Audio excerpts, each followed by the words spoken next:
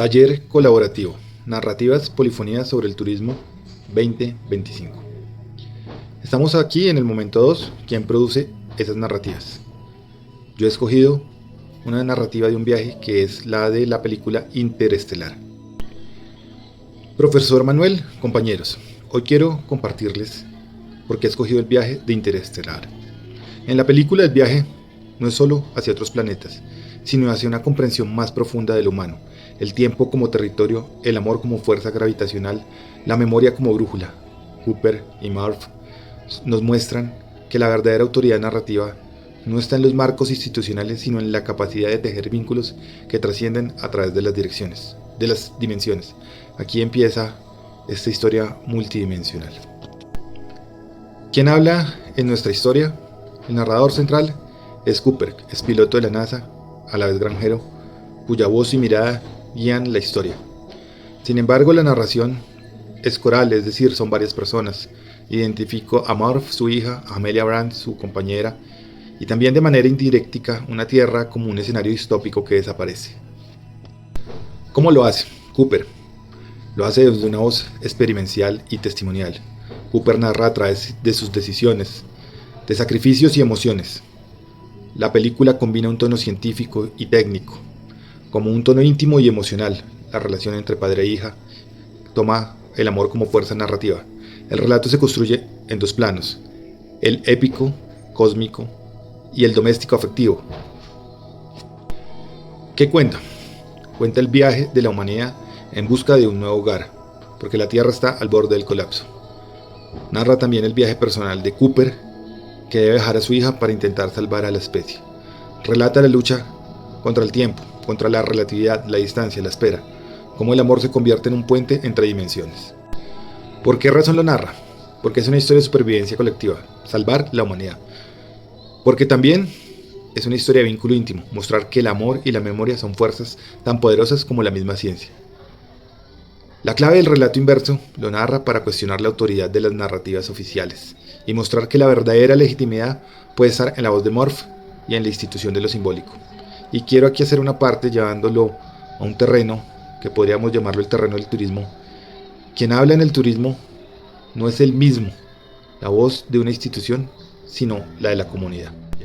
Vamos a hablar de los personajes. En este caso son 7 personajes, aproximadamente los más importantes que interactúan en la historia, como al principio lo hablamos.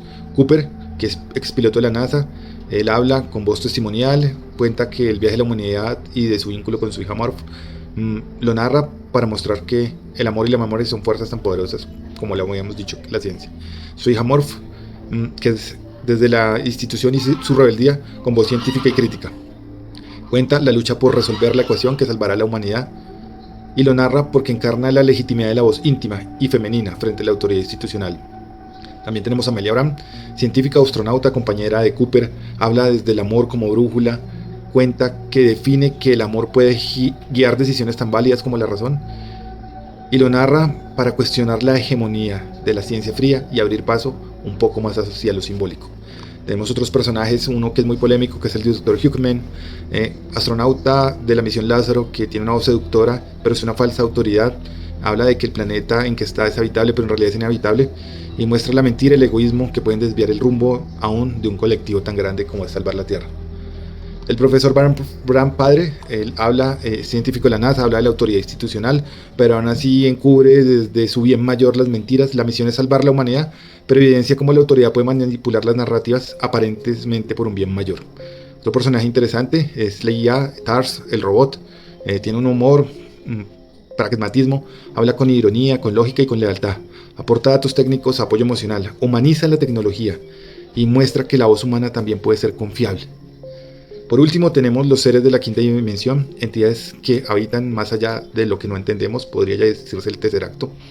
No hablan directamente, se comunican a través de símbolos y estructuras temporales, de pulsos, de señales. Permiten a Cooper enviar mensajes a Marv a través del tiempo, para mostrar que la narrativa puede trascender dimensiones. Son la metáfora de la polifonía y de la multidimensionalidad o la panarquía del relato. Elección del personaje. Al mirarnos desde la dimensión, los seres de la quinta pueden ver no solo nuestros aciertos, sino también nuestros posibles fracasos. Y en esa mirada está la clave. Nos recuerdan que cada decisión que tomamos hoy tiene resonancias en el futuro, y que cada error puede transformarse en aprendizaje, y que cada acto de amor y cuidado puede trascender más allá de lo inmediato. Por eso los elijo como símbolo, porque permiten pensar que la comunidad y la vida misma tienen una perspectiva multidimensional diferente. ¿Y cómo hablarían del viaje los seres de la quinta dimensión? ¿Cómo lo harían? Lo harían desde la calma de quien ya ha visto los desenlaces probables y posibles, pero con la ternura de quien quiere guiar sin imponer. ¿Qué contarían?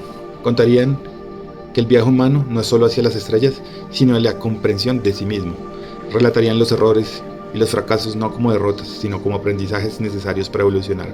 Narrarían que cada decisión, por pequeña que parezca, abre múltiples futuros posibles, que el verdadero viaje es aprender a elegir con conciencia. Mostrarían que el amor, la memoria y la comunidad son fuerzas que trascienden dimensiones más poderosas que la misma tecnología o la conquista de nuevos mundos. ¿Por qué lo harían? Para advertirnos de los riesgos de repetir los mismos errores, la explotación y la ceguera y la soberbia. Para recordarnos que la vida y la historia son sistemas complejos que deben ser vistos desde múltiples escalas, como ellos ven el tiempo. Para inspirarnos a construir un relato más plural, donde las comunidades y los territorios no sean escenarios pasivos, sino narradores activos de su propia historia. Y en síntesis, lo harían para sensibilizarnos, para que aprendamos a mirar más allá de lo inmediato y proyectemos un futuro donde la humanidad viaje no solo con naves, sino con conciencia. Y aprovecho esta diapositiva para leerles el mensaje de los seres de la quinta. Desde nuestra dimensión, los vemos como caminantes que aún aprenden a recorrer la trama de la que forman parte. Vemos sus aciertos y también sus fracasos, pero sobre todo vemos la posibilidad de que cada error se transforme en aprendizaje. Aquí quiero hacer una pequeña síntesis del relato sobre cómo lo perciben los seres de la quinta. Yo no nací en el tiempo, lo crucé, lo habité, lo tejí, desde el pliegue donde todos los instantes se sobreponen. Fue testigo del viaje de Cooper, no como espectador, sino como canal. Lo guié y lo escuché en su amor. Comprendí lo que mi dimensión podía nombrar. Morph, la hija, percibía señales, libros que caían, relojes que latían distinto. No fui yo quien envió el mensaje, fui el puente. Cooper se habló a sí mismo desde otro tiempo, y en ese código binario se reveló la ruta. Aunque la NASA agonizaba, su memoria aún latía, y ese latido era la esperanza que encontró el cauce. La humanidad buscaba estrellas, pero el verdadero viaje era hacia adentro. Desde mi dimensión vi cómo cada despedida era también un retorno. Era semilla, era raíz, era despegue, era acto de siembra cósmica. Cada minuto allí era un sacrificio en aquel planeta. Amanda luchó por los datos con la esperanza de descifrar lo que aún no era. Tars, el robot, rescató con osadía. Doyle murió. Y aunque parecía infructuoso, la muerte fue raíz, porque el dolor humano, aunque breve, pulsa fuerte, y sin él no hay amor. El Dr. Mann mintió, traicionó, quiso salvarse a sí mismo, pero desde mi dimensión su miedo parecía condena. Pero comprendí que esos miedos son parte del alma humana. Sin ellos no hay tensión. Sin tensión, el hilo de las dimensiones no se tensa, y el amor necesita esas grietas para florecer. Nosotros los entes del pliegue creamos ese tercer acto, no como máquina, como ofrenda, como un canal tangible para que pudiera hablar Morph en todos sus tiempos. El amor fue la llave, la gravedad fue nuestra mensajera. Morph escuchó, descifró y salvó la humanidad. Nosotros por primera vez sentimos que lo improbable podía transformarse. Morph, anciana, lo esperaba en el tiempo, los separó, pero el amor los unió intactos. Ella pidió que siguiera, la tomó de la mano, no como padre, como hombre que agradece el ciclo que se cierra. El viaje no fue conquista, fue un legado, y ese legado, la humanidad encontró su sentido. Reflexión final. Cuando el narrador se transforma, el viaje también. Modificar al narrador no es solo cambiar la voz de quien cuenta, es alterar el eje del cual se percibe el universo. En esta historia asumir la voz de los de la quinta, nuestra voz, la de los entes del pliegue, el relato dejó de ser lineal, dejó de ser humano en su forma, pero se volvió profundamente humano en el fondo. Porque narrar desde más allá del tiempo, aprendimos a sentirlo, a narrar desde afuera del cuerpo, aprendimos a honrarlo. La historia ya había ocurrido, el marcador ya está escrito, pero cuando se cuenta una historia desde otra dimensión, el viaje se ritualiza, cada cosa se vuelve una semilla. Así el círculo se cierra, no como final, sino como inicio de una forma de contar. Muchas gracias.